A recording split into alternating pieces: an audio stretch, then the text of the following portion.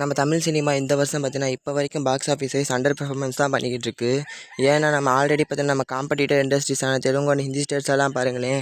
அவங்க ஹிந்தி ஸ்டேட்ஸ் எல்லாம் பார்த்தீங்கன்னா, துரந்தர் மூலமா 1700 கோடி கலெக்ஷனையும், தெலுங்கு ஸ்டேட்ஸ் பார்த்தீங்கன்னா, மனசங்கர வரப்பிரசாத் காரு மூலமா 300 கோடி கலெக்ஷனையும் தொட்டுட்டாங்க.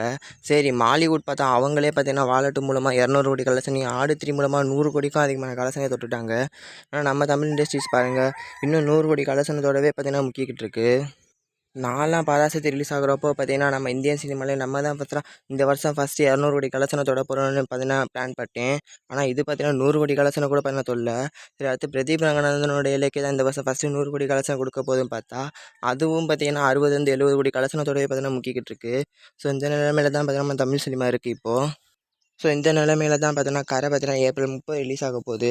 ஸோ ஆல்ரெடி பார்த்தீங்கன்னா ஏப்ரல் 30 பார்த்தீங்கன்னா ரிலீஸுக்கு பிளான் போட்டு தெலுங்கு பேன் இந்தியா மூவி பெட்டி பார்த்தீங்கன்னா போஸ்ட்மார்ன் ஆகி ஜூன் மாதம் போயிடுச்சு. ஸோ சோலோ ரிலீஸ் தான் பார்த்தீங்கன்னா கரைக்கு இருக்க போகுது. ஸோ இந்த படம் பார்த்தீங்கன்னா நினச்சா கண்டிப்பாக பார்த்தீங்கன்னா பாசிட்டிவ் வாங்கிச்சுன்னா 200 கோடி வசூலை தொடுற அளவுக்கு பொட்டன்ஷியல் இருக்குது.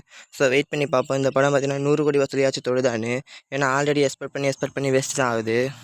சரி, நீங்கள் சொல்லுங்கள், இந்த படமாச்சும் பார்த்தீங்கன்னா 100 கோடி கலெக்ஷனை கொடுத்து பார்த்தீங்கன்னா தமிழ் சினிமா மொதல் 100 கோடி வசூல் படமாக இந்த வருஷத்துக்கு அமையுமா, இல்லை கருப்பு தான் வந்து கொடுக்கணுமா நீங்கள் நினைக்கிறீங்கன்னு?